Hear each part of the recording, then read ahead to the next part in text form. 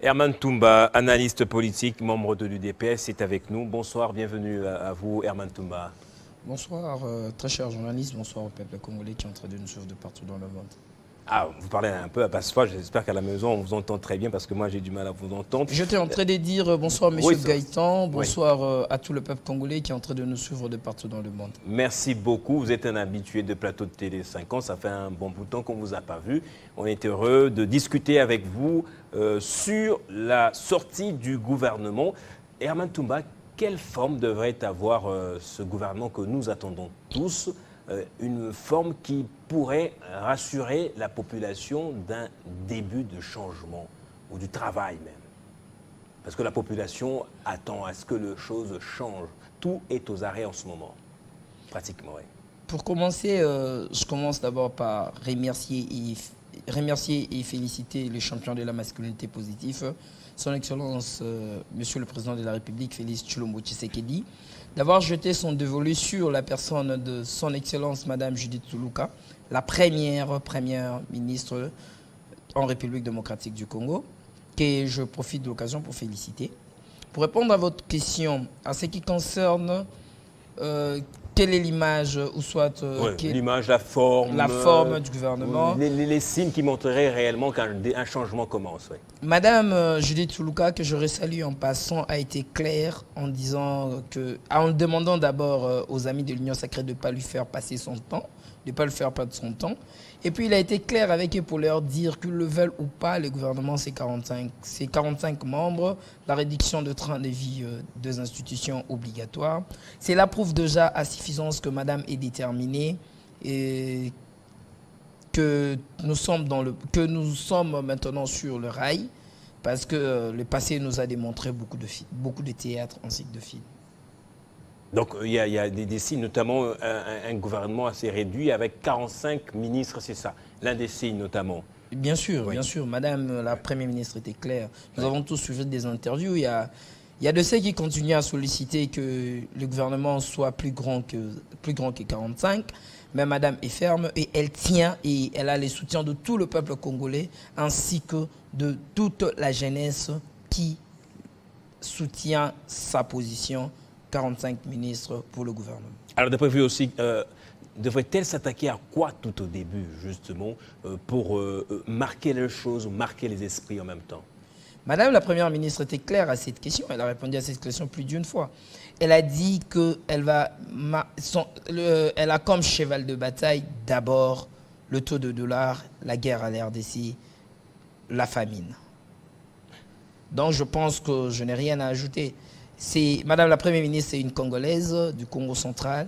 Elle connaît les Congos, elle connaît le problème des Congolais. Au moins pour une fois, nous avons une Première ministre dont nous connaissons les origines, nous connaissons la famille.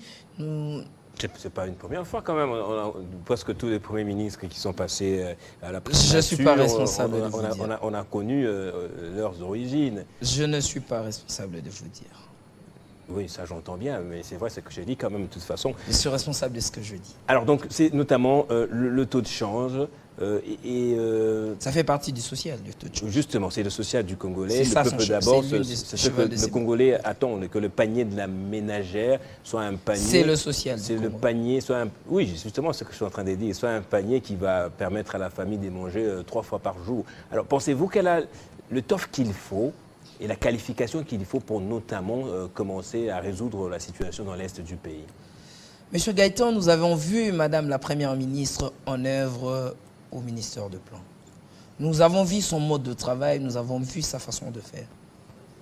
Nous savons que c'est une dame de fer, nous savons que c'est une dame capable. Elle a montré de quoi elle était capable au ministère de Plan. Elle a trouvé le ministère de Plan dans un état critique.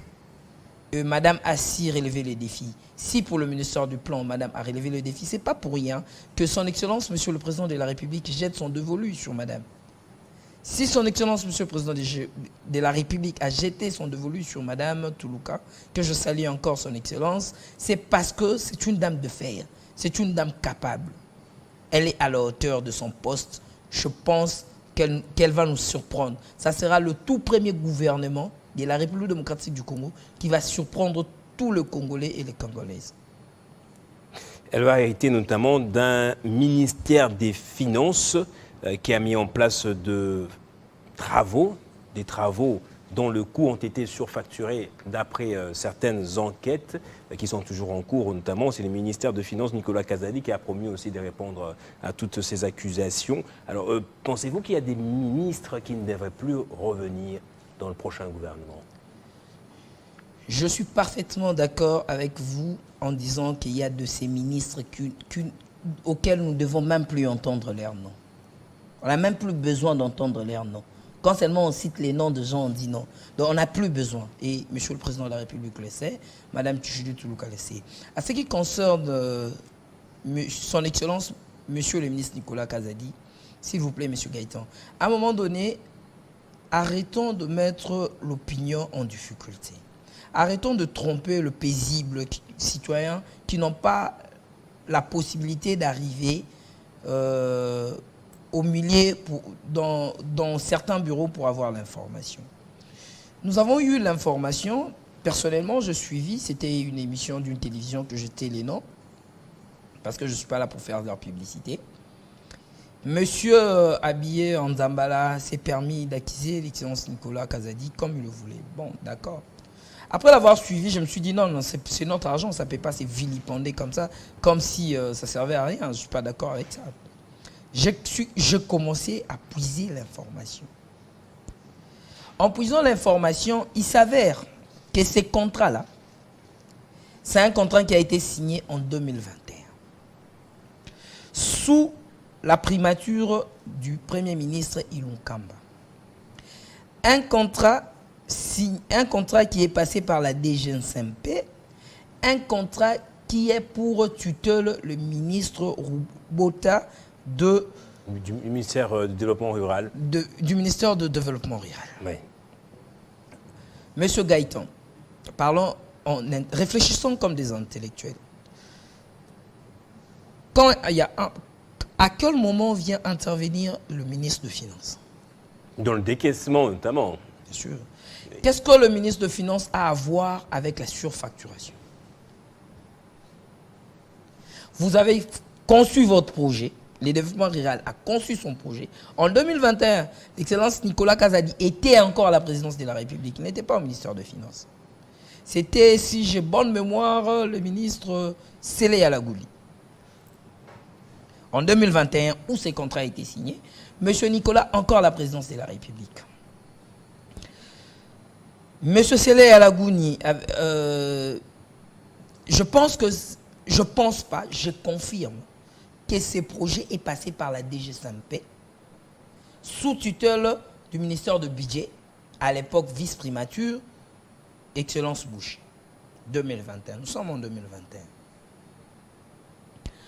Nous arrivons en 2023. On présente le projet au ministre Nicolas, sous prétexte que c'est un projet qui a déjà fait son parcours normal et que les décaissements devaient avoir lieu. Le ministre Nicolas voit le projet et dit, bon, on parle de 398 millions de dollars. OK. Pour 1000 forages. Il dit non. Je pense que vous devez retourner aller retravailler ces projets. Parce que le chiffre d'après moi, ils sont exorbitants. Nous avons la lettre existe, de M. Nicolas Kazadi, qui écrit au ministre du Développement rural. Donc il a à voir aussi, il a un œil, il ne peut pas accepter des demandes des décaissements sans pour autant faire un travail de vérification. S'il vous plaît. Vous aviez dit tout à l'heure qu'il n'a rien à voir au fond décaissé par lui. C'est quoi M. Nicolas Kazadi, depuis qu'il est là, il n'est pas qu'un exécutant. Il a fait l'effort de protéger les fonds de l'État.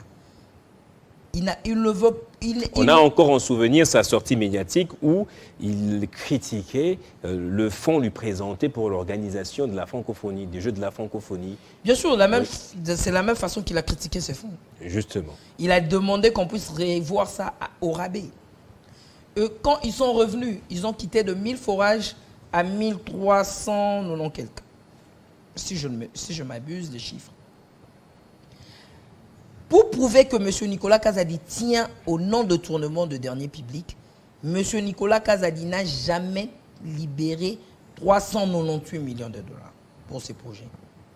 S'il voulait bien détourner, c'était l'occasion. Vous l'accusez d'avoir détourné, non? C'était l'occasion de dire, bon d'accord, 398 millions, je gagne mes 100 millions, ok, je libère 398 millions. Monsieur Nicolas Kazadi n'a libéré que 80 millions, ce qui ne représente même pas les 40%, le 50% du montant demandé. Donc, nous voyons encore sa bonne foi de ne pas vouloir vilipender le peu d'argent de minables congolais que nous sommes. N'acquisons pas le bonne personne, s'il vous plaît. Bon, on n'est pas des gens allons-y, minables. s'il vous plaît. Non, non, non, non. De ne pas justement toucher de manière excessive à la caisse de l'État. Voilà. Pourquoi, d'après vous, on lui fait toutes ces accusations? Ce n'est qu'un acharnement sur sa personne. Vous êtes sans oublier qu'il y a la composition du gouvernement qui est là, non? Là, nous parlons de la composition du gouvernement. C'est tout le monde qui vient entre le gouvernement. C'est ça le mal de politique congolais. Vous savez, hein, c'est pourquoi j'aime mon métier, l'informatique. C'est un métier où tout le monde se sent à l'aise dans ce qu'il fait. Quand tu es concepteur, tu es à l'aise dans la conception. Quand tu es gestionnaire, tu es à l'aise dans la gestion. Quand tu es utilisateur, tu es à l'aise dans l'utilisation.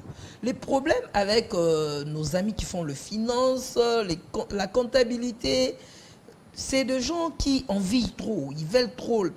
Nous apprécions le travail que X personne fait où il est. Oui, je salue. En tout cas, je salue le travail de tout le monde là où il est. Bon, d'accord. Mais vous arrivez jusqu'à mettre de l'argent juste pour salir une personne. S'il vous plaît. Je ne suis pas conseiller en charge de la communication de M. Nicolas Kazadi, encore moins journaliste de M. Nicolas Kazadi. Mais ici, je veux préciser, je veux un peu vanter M. Nicolas Kazadi. Aujourd'hui, vous savez que vous pouvez commander un permis et vous pouvez commander une carte rose de chevaux à la maison. Vous commandez une plaque de chevaux à la maison, vous payez chez vous à la maison et vous partez à la DGI pour récupérer. C'est grâce à M. Nicolas Kazadi. Vous savez qu'aujourd'hui, si vous avez des soucis au niveau des services financiers, vous pouvez directement contacter le cabinet du ministre des Finances pour poser une plainte. C'est grâce à M. Nicolas Kazadi. Depuis que le Congo est Congo, non, depuis que la République démocratique du Congo, même quand elle était Zaïre, c'est quel ministre qui, par l'amour du pays, a voulu donner à son ministère un bijou comme le centre financier? Vous savez qu'aujourd'hui, on a des fonctionnaires de l'État qui sont payés au compte-gouttes et de manière intermittente. Ça encore, c'est un autre problème. S'il vous plaît. Voulez-vous que M. Nicolas Kazadi fasse recours aux planches des billets pour que vous l'accusiez encore de détournement? Il refuse parce qu'il protège les avoirs de Congolais. Il s'est dit, bon d'accord, nous allons payer les fonctionnaires, oui, mais avec le réel perçu. Quand on n'a pas encore... Bon, quand on va payer aussi ministère X, on ne paye pas ministère Y, vous allez encore revenir dire injustice? Non, on paye avec le réel perçu. Alors, il faudrait patienter que les réels perçus soient là. Exactement quand le réel perçu vient, la priorité, c'est la guerre. Les services de son excellence, M. Nicolas Kazadi lui-même nous a promis sur Top Congo, il nous a dit que tout va redevenir normal en fin avril. Patiente. Mais je vous confirme déjà aujourd'hui, c'est une confirmation. Aujourd'hui, je vous confirme qu'aujourd'hui, 80% de banques ont déjà été servies et que les fonctionnaires ont déjà commencé à toucher. Le dernier lot va se passer, c'était déjà hier, aujourd'hui c'est le dernier lot, je pense que c'est la Robank et la Tembe qui ont reçu instruction. Je pense que déjà à partir de demain, la Robank et la Tembe doivent commencer le paiement de fonctionnaires. On va terminer par ici à l'Assemblée nationale, notamment le secrétaire général de l'UDPS, Augustin Kabouya, qui était pressenti, qui avait même confirmé sa candidature en tant que vice-président de l'Assemblée nationale, s'est désisté au motif qu'il veut préserver le parti présidentiel. Ça veut dire que l'UDPS est en passe d'être en perte de vitesse. Non, non, non, non, l'UDPS n'est pas en perte de vitesse, il ne faut pas dire ça. L'UDPS n'est pas en perte de vitesse. Mais sur Augustin Kabouya, c'est un... Comment un politicien peut refuser d'occuper des fonctions politiques? C'est ça la nouvelle politique que nous désirons. Je salue son courage. C'est ça la nouvelle. Une classe politique qui s'est dit, bon, disons-nous de vérité en face. Aujourd'hui, M. Augustin Kabouya, s'il prend d'autres occupations, est-ce qu'il aura encore le 100% de son temps pour le parti, pour notre cher parti UDPS? Non, on sera obligé de le remplacer. C'est la dernière ressource humaine qui reste à l'UDPS? Non, ce n'est pas la dernière ressource humaine qui reste à l'UDPS. Mais nous avons encore besoin de lui. Il a fait preuve de il fait preuve d'être à la hauteur de la gestion de l'UDPS. Il a préféré rester à l'UDPS. Je salue sa décision et je soutiens sa décision. Et en ce qui concerne son remplaçant, il y a déjà des personnes qui ont montré des ambitions à ces postes. Et personnellement, je salue, je soutiens Junior Loukadi, un de mes frères avec qui j'ai été à la rue pendant l'opposition, un de mes collègues de la Ligue de jeunes, aujourd'hui honorable, que je respecte, avec à tout seigneur, tout honneur, comme on l'a dit. C'était un frère, c'était un ami avec qui je passais des bons moments et de mauvais moments pendant l'opposition. Et c'est un jeune intelligent, un assistant deuxième, chef de travaux d'ailleurs déjà, chef des travaux qu'il est. Je pense que ces postes, et dans le cadre de la rajeunissement de la classe politique, je pense que Junior Loukadi, c'est le profil qu'il faut, à la place qu'il faut. C'est quoi son agenda caché peut-être? On dirait que c'est quelqu'un qui a des velléités, une propension ou un sentiment de vouloir tout mettre à feu. Il dit que les prochains jours seront durs. C'est quoi l'agenda caché à vouloir rester là? Écoutez, il n'y a pas d'agenda caché à vouloir rester là. Il est libre. De la même manière, il était libre de dire « je veux être candidat vice-premier président de l'Assemblée nationale ». C'est la même manière qu'il a décidé. Il a dit « je me retire ». Et je connais la personne d'Augustin Kabouya. C'est un monsieur concret dans ses décisions. C'est un monsieur qui sait prendre de bonnes décisions au bon moment. Et je fais confiance à cette décision. Et je pense que pour le bonheur de la République démocratique du Congo, ainsi que du parti, de notre très cher beau parti UDPS Tshisekedi, je pense que la décision du général Augustin Kabouya est salvatrice. On a déjà trouvé un remplaçant pour lui. Un remplaçant pour lui, il y a des ambitions et moi je soutiens Junior Loukadi. C'est un bon remplaçant, c'est les profils qu'il faut. Merci beaucoup Herman Toumba, membre de l'UDPS, d'être passé sur ce plateau de Kin Direct. Oui, merci beaucoup, M. Gaëtan. Et si il me faut, vous me permettez un dernier mot. Oui, allez-y. Je sollicite auprès de M. le Président de la République de pouvoir renouveler sa confiance sur la personne de Nicolas Kazadi. Parce que c'est l'un des ministres qui a mouillé les maillots, qui a donné le meilleur de lui dans le gouvernement Sama 1 comme Sama 2. Et nous pensons que si jamais la confiance lui est renouvelée, tout ira bien. Et à nos amis journalistes qui, en échange de quelques billets de banque, s'abusent à ternir l'image des autorités, nous leur demandons de se calmer un peu.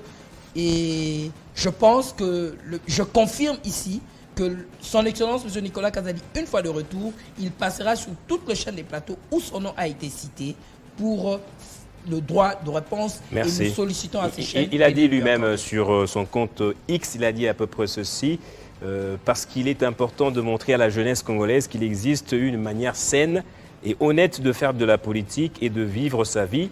J'ai décidé d'exercer personnellement mon droit de réponse à Bossolo Politique et aux autres médias. Donc on va le voir dans les chaînes des télévisions où il va répondre à toutes ces accusations. Merci encore une fois, Herman Toumba. Merci, M. Gaëtan. C'est ça même la beauté de la démocratie. C'est donc par ici que prend fin ce débat, cet échange, cette émission Kin Direct qui revient demain, jeudi, dans la soirée avec Jean-David Kilolo. Mais restez scotchés au programme de votre chaîne parce que le journal intervient dans quelques minutes. Ce sera avec Christopher Ochokoum. Quant à moi, je vous dis au revoir. On se retrouve dans le journal de 13h de demain.